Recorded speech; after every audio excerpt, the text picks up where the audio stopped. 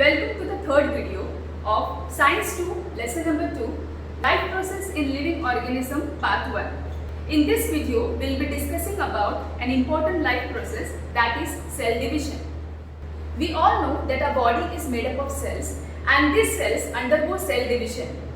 This cell division takes place for the growth, for the development of our body.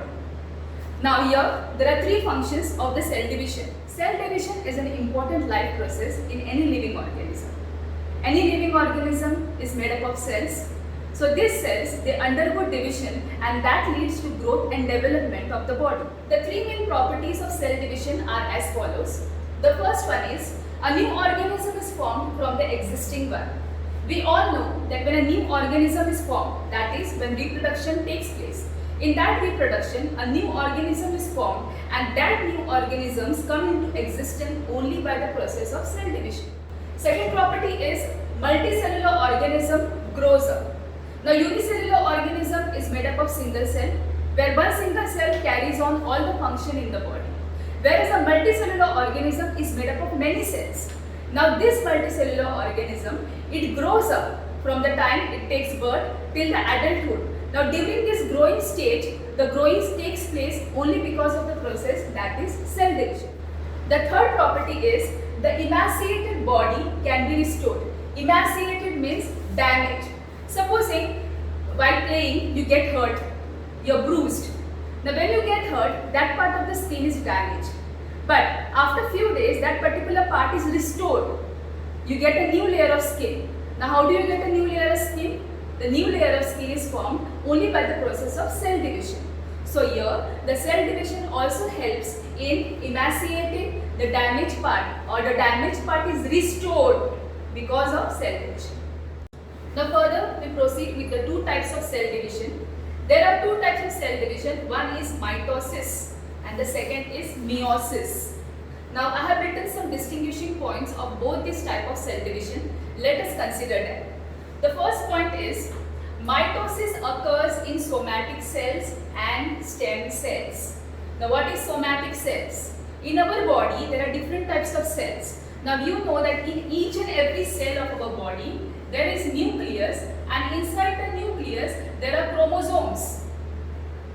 There is a fixed set of chromosomes. Like in the example of human being, there are 46 chromosomes in each and every cell of our body.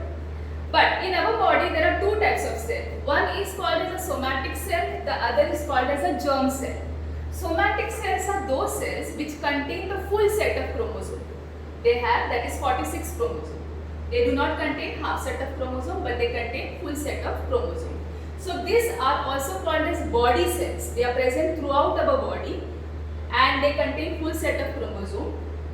Whereas they do not determine the sex of the individual. These cells will not determine whether a person is a male or a female. We have to understand, mitosis cell division, it occurs only somatic cells and it also occurs in the stem cells.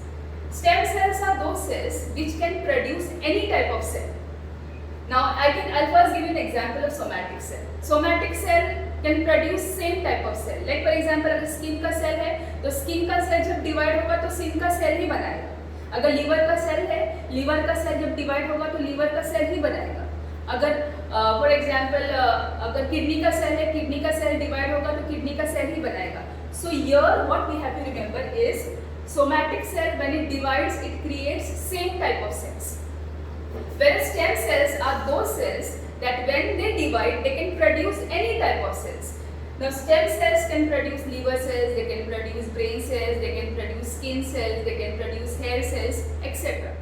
So mitosis occurs in somatic cells and in stem cells, whereas meiosis, it occurs in germ cells. Now germ cells are also called as reproductive cells.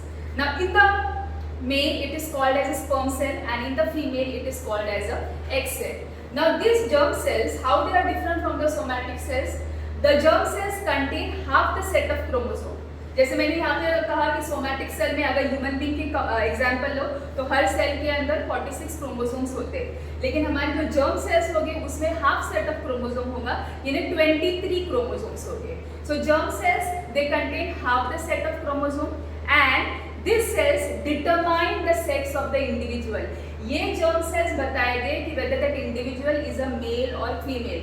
अगर एक individual की body में sperm cell है मतलब वो individual mail है, अगर एक इंडिविजुअल की बॉडी में एग सेल है मतलब वो इंडिविजुअल जो है female. The second point is mitosis. During the process of mitosis the chromosome number remains the same. Chromosome number remains the same.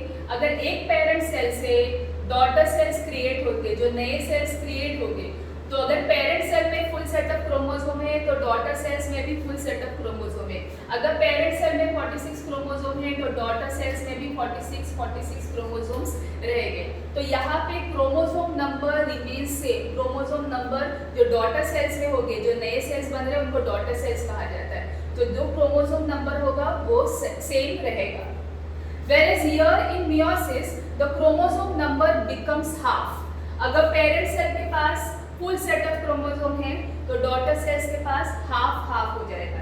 यानी अगर पेरेंट सेल में 46 है तो डॉटर सेल में 23 हो जाएगा. So this is meiosis. In mitosis, when one parent cell divides, it gives rise to two daughter cells. One parent cell will divide and form two daughter cells which are exactly same like the parent. Whereas in meiosis, one parent cell give rise to four daughter cells. From one cell, when the one cell divides, four daughter cells are formed. The genetic recombination does not occur. Genetic recombination का मतलब ये है कि यहाँ पे mitosis के अंदर जो पेरेंट्स के जीन्स रहेंगे exactly वही जीन्स डॉटर्स के अंदर आएंगे. There will not be any change. So you can also say the daughter cells are exactly same like the parent. तो यहाँ पे genetic recombination नहीं होता है. तो the daughter cells which are created, they are exactly same like the parent cell. एक example देती हूँ कि सपोजिंग हमारे स्किन का सेल अगर डैमेज हो गया है तो वो जो सेल होंगे वो जब डिवाइड होकर नए सेल्स बनाएंगे तो वो नया सेल जो होगा वो एग्जैक्टली पहले वाले सेल के जैसा ही होगा. ऐसा नहीं है कि मेरी स्किन अभी डैमेज हो गई तो मुझे नई स्किन आएगी तो जो मेरा कॉम्प्लेक्शन है वही कलर की स्किन वापस आएगी. ऐसा नहीं कि मेरा कॉम्प्लेक्शन बिल्कुल भी अलग हो जाएगा. तो यहाँ पे जो सेल्स क्रिएट हो रहे हैं वो एग्जैक्टली पेरेंट सेल से सिमिलर होते हैं. Whereas यहाँ पे meiosis के अंदर genetic recombination occurs. Genetic recombination occurs मतलब जो daughter cells create होंगे वो exactly same like the parent cell नहीं होंगे. हर cell, हर gamete जो है एक दूसरे से अलग हो. तो यहाँ पे genetic recombination होता है और यहाँ पे genetic recombination नहीं होता है.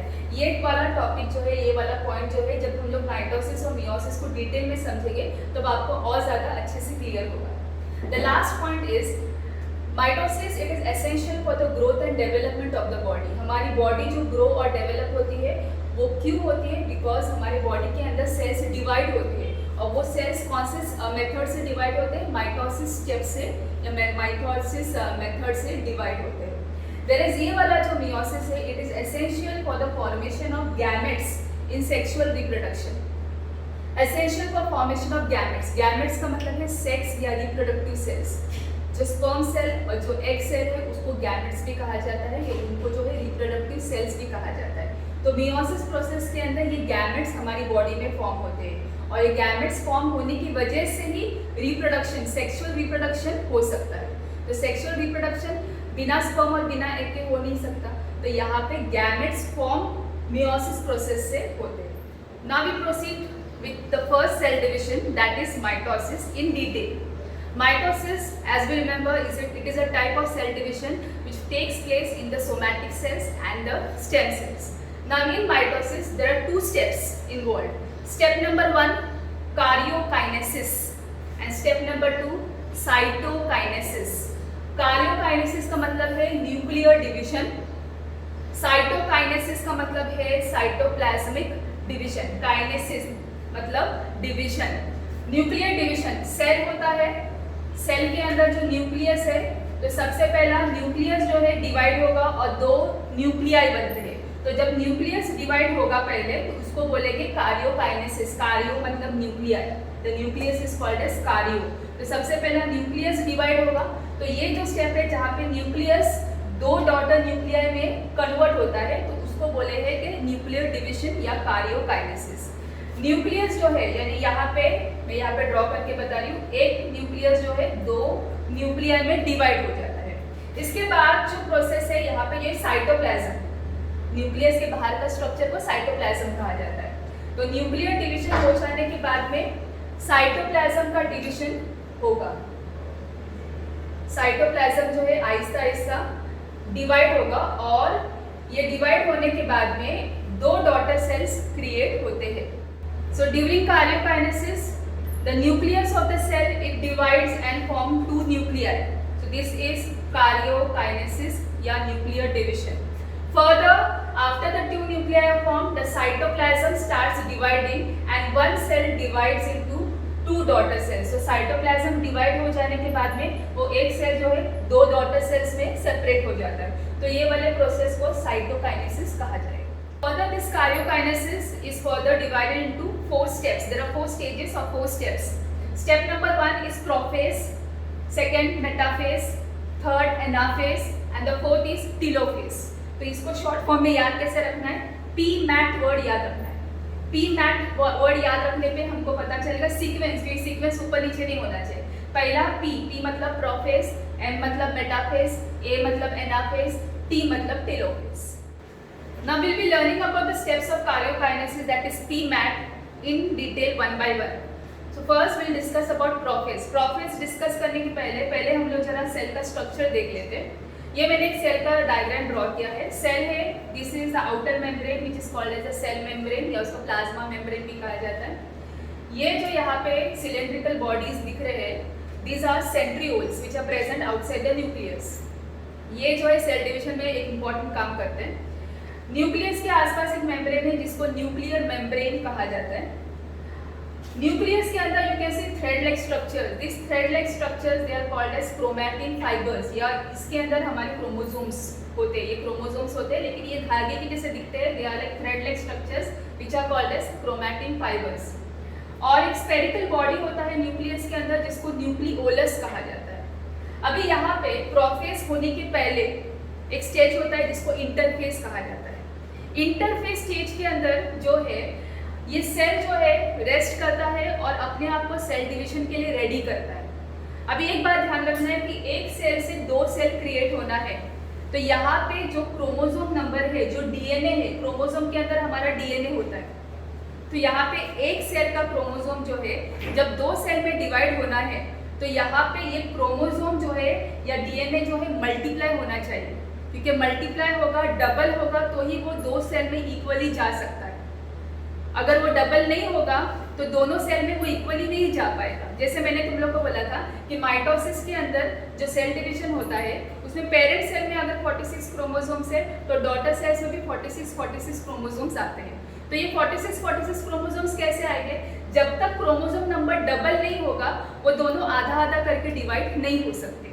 तो इंटरफेस, इसके पहले वाला जो स्टेज है इंटरफेस स्टेज है, वो इंटरफेस स्टेज के टाइम पे क्या होता है, अंदर का जो डीएनए या ये क्रोमोसोम्स है वो डेवलप हो जाते हैं, उसका जो जेनेटिक मटेरियल है वो डबल हो जाता है और जो है सेल अपने आप को प्रिपेयर करता है डिवीजन के लिए।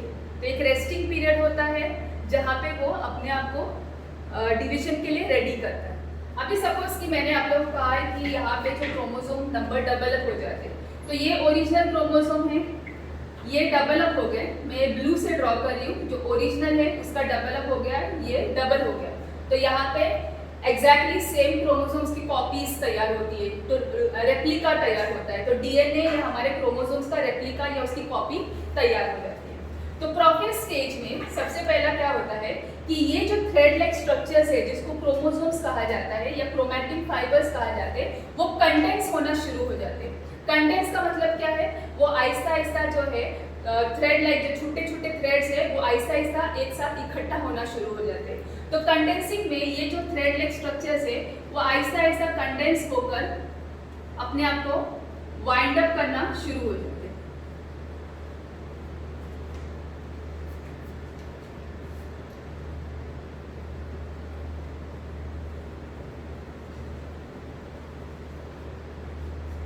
तो ये कंडेंस होकर आहिस्ता आहिस्ता वो जो है क्रोमोसोम ये पर्टिकुलर स्ट्रक्चर के जैसे दिखाई दे, ये एक स्ट्रक्चर दिखाई दे। सो इन प्रोफेज सबसे पहला क्या होगा, ये थ्रेड लाइक स्ट्रक्चर जो है वो कंडेंस हो गए। कंडेंस होके वो जो है क्रोमोसोम का स्ट्रक्चर ऐसे दिखाई देगा। तो यहाँ पे जो ओरिजिनल क्रोमोसोम है या ये उसका डुप्लीकेट है, ये उसका जो कॉपी तैयार हुआ है, दोनों साथ में जो है ज्वाइन हो जाते हैं। ये जो पोर्शन है जहाँ पे वो ज्वाइन होते हैं उसको सेंट्रोमियर कहा जाता है। और ये जो क्रोमोसोम्स है they are identical pair, so they are called as sister chromatids. They are called as sister chromatids. तो ये एक ओरिजिनल क्रोमोसोम है, ये उसकी कॉपी तैयार हो गई है, तो they are called as sister chromatids. So यहाँ पे प्रोफेज में सबसे पहला क्या होगा, ये जो क्रोमैटिन फाइबर्स है वो कंडेंस होना शुरू हो जाएंगे। कंडेंस होके they will look thick and they will look dense and they will appear with their sister chromatids. So each chromosome will appear with their sister chromatids. तो हर क्रोमोसोम उसकी sister chromatids के साथ में जो है अपीयर होगा। So it will be somewhat like this. The next is nuclear membrane जो है आहिस्ता आहिस्ता डिसअपियर होना शुरू हो जाएगा। ये nuclear membrane Aahista Aahista disappear होना शुरू हो जाएगा। थर्ड है न्यूक्लियोलस भी डिसअपियर हो जाएगा। न्यूक्लियोलस भी डिसअपियर हो जाएगा। सेंट्रियोल्स जो है वो डुप्लीकेट हो जाएंगे और ये सेंट्रियोल्स जो है वो ऑपोजिट पोल्स की तरफ जाना शुरू होंगे। मतलब एक इधर होगा तो दूसरा जो है आहिस्ता आहिस्ता इधर ऑपोजिट पोल्स की तरफ जाना शुरू कर देगा। तो यहाँ पे ये सेंट्रियोल्स डुप्लीकेट होके they will proceed to the opposite poles. Now this is the actual diagram of the prophase stage. Here what happens? The condensation of the thread-like chromosomes, they start. So the thread-like chromosome they start condensing and they appear dense along with their sister chromatids. So condensation of thin thread-like chromosome, they appear with their sister chromatid. Each chromosome it appears with their sister chromatid. After that what happens? The centrioles are duplicate. They also split and each centriole moves to the opposite pole of the cell. So both these centrioles they move to the opposite poles of the cell. The nuclear membrane starts to disappear and the nucleolus this also disappears. So this is what is prophase stage. Prophase stage को pre कहते हैं। pre मतलब पहला। तो ये याद रखना, clue word याद रखना। इसमें क्लू वर्ड क्या है? पहला। ये पहला स्टेज है, प्री स्टेज है। So इसको P for prophase, P for pre. Now after prophase, the second step is metaphase. Metaphase have written a word here middle. तो ये क्लू वर्ड आपको याद रखना है। M for metaphase, M for middle. अब ये मिडल वर्ड मैंने क्यों लिखा है? Let us understand. मेटाफेज में होता क्या है? The prophase ends. तो प्रोफेज में हमने क्या पढ़ा था कि प्रोफेज के अंदर ये क्रोमोसोम्स का कंडेंसेशन कंप्लीट हो जाता है और हर क्रोमोसोम अपने सिस्टर क्रोमैटिड के साथ में ज्वाइन होकर अलग से दिखाई देता है। तो यहाँ पे क्रोमोसोम्स का कंडेंसेशन कंप्लीट हो जाता है। न्यूक्लियर मेम्ब्रेन जो है पूरी तरह से गायब हो जाता है। The nuclear membrane disappears completely. Centrioles which have moved to the opposite poles of the cell they develop the spindle fibers. अभी यहाँ पे होता कि ये बात ध्यान रखना है, मेटाफेज के अंदर ये जितने भी क्रोमोसोम्स है ये सब क्रोमोसोम्स जो है मिडिल ऑफ द सेल में अरेंज हो जाएंगे। They will arrange in the equatorial plane of the cell. तो मैं रफली डायग्राम यहाँ पे बना रही हूँ। तो यहाँ पे the chromosomes they arrange in the equatorial plane of the cell, the middle of the cell. These spindle fibers which are coming out from the centrioles, they attach themselves to the centromere of the chromosome. तो ये spindle fiber centriole से निकल कर ये centromere किसको बोलते हैं? जहाँ पे दो sister chromatids join होते हैं वो पोर्शन को centromere कहा जाता है। तो यहाँ से जो ये spindle fibers है ये centromere को attach हो जाते हैं। यहाँ से भी स्पिंडल फाइबर आएगा, ये भी सेंट्रोमियर को अटैच हो जाएगा, ये भी सेंट्रोमियर को अटैच हो जाएगा। And in this manner what happens, the spindle fibre attaches from the centriole to the centromere. So this is how the metaphase diagrams looks समवhat. Now take into consideration the points of metaphase. Point number 1, the nuclear membrane disappears completely. अभी ध्यान रखना है जब हम prophase में ये point लिख रहे हैं तो हम कैसे लिखेंगे? The nuclear membrane starts to disappear, व्हेreas in metaphase you will be writing the nuclear membrane disappears completely. पूरी तरह से न्यूक्लियर मेम्ब्रेन गायब हो जाता है। Chromosomes condense completely. हमने ये पॉइंट प्रोफेज में भी लिखा था, लेकिन कैसे लिखा था? The chromosome they start to condense, the condensation begins.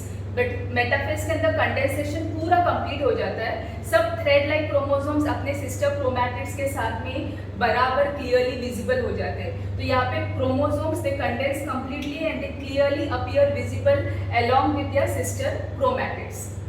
Third is all the chromosomes they arrange parallel. This is important. All the chromosomes they arrange parallel in the middle of the cell. All the chromosomes, as you can see, they arrange in the middle of the cell, in the equatorial plane of the cell. The spindle fibers are formed between centromere and centrioles. ये centrioles है और ये जो है वो centromere है. तो spindle fibers are formed between the centromere and the centrioles. So these are the points of the metaphase. Now we go to the third step, that is anaphase. Anaphase के लिए मैंने क्लू वर्ड लिखा हुआ है apart. Apart का मतलब है away. तो ये स्टेप के अंदर कुछ अवे, ये क्रोमोसोम्स और ये सिस्टर क्रोमैटिड्स अलग अलग हो जाते हैं, दे गो अवे, दे गो अपार्ट। इसलिए मैंने क्लू वर्ड यहाँ पे अपार्ट लिखा है। So A for anaphase, A for apart. अभी यहाँ पे ध्यान रखना है कि ये सेंट्रियोल से जो स्पिंडल फाइबर्स निकले हैं, ये स्पिंडल फाइबर्स जो है they will be pulling the chromosomes apart. तो बीच का ये सेंट्रोमियर जो है स्प्लिट हो जाएगा और ये सिस्टर क्रोमैटिड्स को मैंने दो कलर शेड्स दिए हैं, ब्लू और रेड। तो ये सिस्टर क्रोमैटिड्स दोनों अलग हो जाएंगे। एक पैर नीचे की तरफ खींचा जाएगा, दूसरा पैर ऊपर की तरफ खींचा जाएगा। So here both the sister chromatids they are pulled by the spindle fibre. एक टग ऑफ वॉर जैसा होता है और ये दोनों सिस्टर क्रोमैटिड्स अलग अलग डायरेक्शन में पुल किए जाते हैं।